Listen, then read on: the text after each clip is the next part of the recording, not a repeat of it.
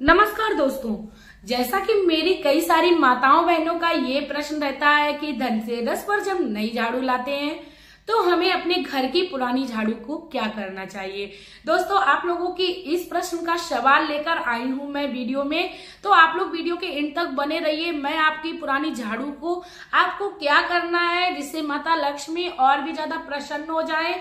आपको पुरानी झाड़ू को अपने घर में रखना है, अपने पुरानी झाड़ू को अपने घर से बाहर कर देना है, या आपको पुरानी झाड़ू के साथ कौन सी क्रिया करनी है। तो दोस्तों, वीडियो बहुत ही महत्वपूर्ण होने वाली है, तो वीडियो के आप लोग एंड तक बने रहिए, बिल्कुल भी स्किप ना करिए, क्योंकि आज मैं झाड़ू से संबंधित आपको हर वो छोटी से छोटी बात बताऊंगी जो हर कोई व्यक्ति अपने जीवन में जानने की योग्य है, क्योंकि झाड़ू हर किसी के घर में पाई जाती है और झाड़ू में माता लक्ष्मी का वास होता है। दोस्तों, वीडियो को शुरू करने से पहले मैं मेरे आराध्य श्री लक्ष्मी नारायण को मैं कोटि कोटि प्रणाम करती हूँ, मैं उनको कोटि कोटि नमस्कार करती हूँ। दोस्तों, धनतेरस पर झाड़ू लाने की प्रथा सालों से चली आई है। पुराणों में, ग्रंथों में धनतेरस के दिन झाड़ू लाना शुभ ही नहीं सर्वश्रेष्ठ बताया गया है, क्योंकि झाड़ू में माता लक्ष्मी का वास होता है। और जिस घर में झाड़ू का सही से रख रखाव किया जाता है, या जिस घर में झाड़ू को सही से पूजन विधि के साथ प्रयोग किया जाता है, तो उस घर में माता लक्ष्मी कभी भी अपनी कुदृष्टि नहीं डालती हैं। उस घर में हमेशा ही अपनी कृपा दृष्टि लौटाती रहती हैं। दोस्तों, यदि आप झाड़ू से संबंधित जानकारी को पाना चाहते हो तो आप लोग प्लीज मेरे वीडियो को ज्यादा से ज्यादा शेयर कर दीजिए। इसके साथ ही दोस्तों, मैं आप लोगों से रिक्वेस्ट करूंगी, यदि आप लोग मेरे चैनल पर नए हो तो प्लीज आप लोग मेरे चैनल को सब्सक्राइब करके बेल आइकन को भी प्रेस कर लीजिए, जिससे मेरे द्वारा आई हुई जितनी भी जानकारी है वह आप लोगों के तक पहले पहुंचे। इसी के साथ आप लोग कमेंट बॉक्स में जय मां लक्ष्मी का कमेंट कर दीजिए। मैं भी प्रभु से, माता लक्ष्मी से, श्री हरि से यही कामना करना चाहूंगी कि हे मां लक्ष्मी, हर किसी की दिवाली मंगलमय हो और हर कोई अपने जीवन में वह सुख को प्राप्त करे जिसको उसने अपने जीवन में कल्पना ना की हो, यानी भरपूर उसको सुखों को प्रदान कराए। इसी के साथ दोस्तों, अब मैं वीडियो में आगे बढ़ रही हूँ कि आप लोगों को झाड़ू से क्या करना है। सबसे पहले तो मैं आप लोगों को बता दूं कि झाड़ू को आपको पहले तो सभी को पता होता है, लेकिन मैं फिर भी आप लोगों को वीडियो में बताना चाहूंगी कि दिवाली के समय नहीं बल्कि आपको हमेशा ही झाड़ू को सम्मान देना चाहिए और झाड़ू को कभी भी पैरों से नहीं पड़ने देना चाहिए। झाड़ू को कभी पटक कर नहीं रखना चाहिए और झाड़ू को कभी भी उल्टा टेढ़ा मेढ़ा करके नहीं डालना चाहिए, क्योंकि झाड़ू में माता लक्ष्मी का, जैसे मैंने बताया है, वास होता है। तो आप अपनी झाड़ू को सम्मान के साथ रखेंगे, क्योंकि कहते हैं जिस घर में यदि हमारा सम्मान होता है तो उस घर में हम लोग जाना ज्यादा पसंद करते हैं। इसके साथ ही दोस्तों, मैं बता दूं कि जिस भी घर में हमारा सम्मान होता है उस घर की नाम बड़ी या उस घर की प्रशंसा हम लोग हमेशा ही करना चाहते हैं। ठीक उसी प्रकार यदि हम लोग झाड़ू को अच्छे से रख रखाव करते हैं तो माता लक्ष्मी हमारे घर में आना पसंद करेंगी। इसके साथ ही माता लक्ष्मी का वास हमेशा ही बना रहेगा।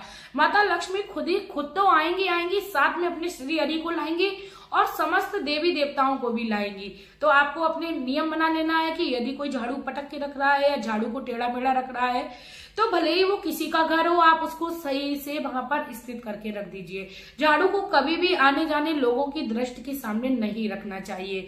इसके बाद दोस्तों, मैं आप लोगों को अब बताना चाहूंगी कि धनतेरस के दिन आपको पुरानी झाड़ू का क्या करना है। दोस्तों, जैसा कि नई झाड़ू को लाने की प्रथा है, तो आप अपने घर में नई झाड़ू तो धनतेरस के दिन अवश्य लाइए, क्योंकि नई झाड़ू को लाना धनतेरस के दिन बहुत ही ज्यादा शुभ बताया गया है।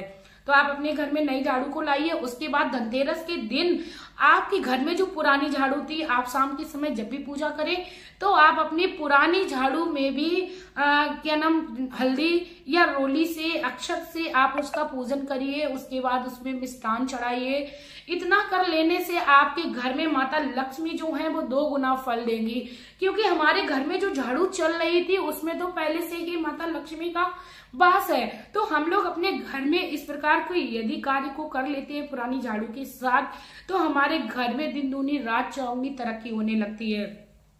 इसके साथ ही दोस्तों, मैं आप लोगों को बता दूं कि दीपावली की रात में भी हमें नई झाड़ू का पूजन करना चाहिए। नई झाड़ू को जिस भी जगह पर हम लोग आसन लगाते हैं दीपावली के पूजन के लिए, भगवान श्री गणेश और माता लक्ष्मी के सहित कुबेर जी और श्री हरि को या समस्त देवी देवताओं को हम लोग विराजमान कराते हैं। उस चौकी के पास हमें अपनी झाड़ू को रखकर उसमें हमें हल्दी से, कुमकुम से और अक्षत से पूजन करना है और उसको धूप दीप दिखानी है झाड़ू को।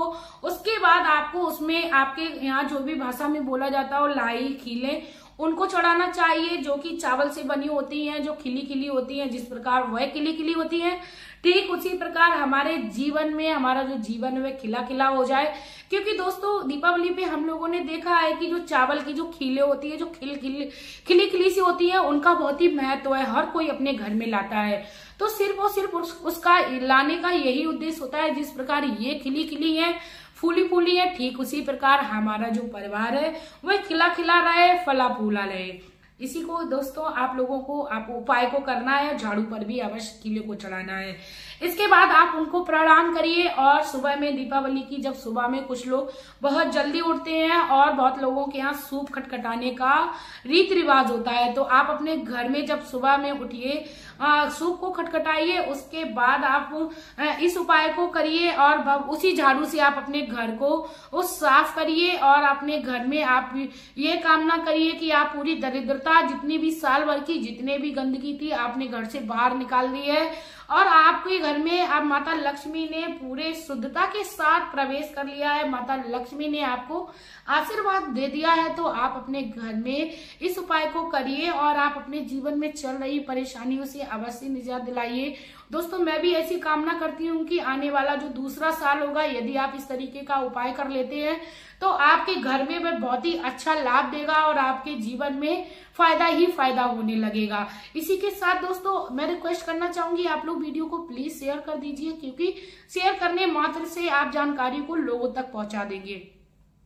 इसी के साथ कहते हैं कि झाड़ू को हर किसी के शेयर नहीं करना चाहिए, ना ही कभी किसी के घर में आपको झाड़ू जो है वो व्यवहार के रूप में लगाने को देनी चाहिए। क्योंकि हम लोगों के यहाँ आमतौर पे होता है, यदि कोई चीज खत्म हो गई है या कोई चीज हमारे घर में नहीं है तो हम लोग अपने पड़ोसियों से लेकर उस चीज की पूर्ति अपने घर में थोड़ी देर के लिए कर लेते हैं। यदि किसी के घर में झाड़ू टूट गई है या झाड़ू खो गई है और वह आपके घर में मांगने के लिए आया है, तो प्लीज आप लोग ऐसी गलती बिल्कुल ना करें।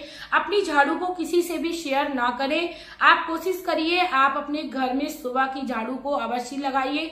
भले ही आपके घर में झाड़ू लगाने वाली आती हो या आपके घर में कोई भी झाड़ू लगाने वाला आता हो, तो लेकिन आपको अपने सुबह की झाड़ू जो है वो अपने हाथों से निकालनी है और माता लक्ष्मी को स्पर्श करना है। अपने घर की कहते हैं झाड़ू का नियम हर व्यक्ति को करना चाहिए, उस घर की मालकिन यानी उस घर की गृहिणी को करना चाहिए। तो आप अपने जीवन में यदि इस प्रकार के बदलाव को कर लेते हैं, कई लोगों के यहाँ ये भी नियम देखा है मैंने कि जिस टाइम मैड आती है उस टाइम तक उनके घर में झाड़ू नहीं लगती है, कहते हैं वो खुद ही करेगी आके।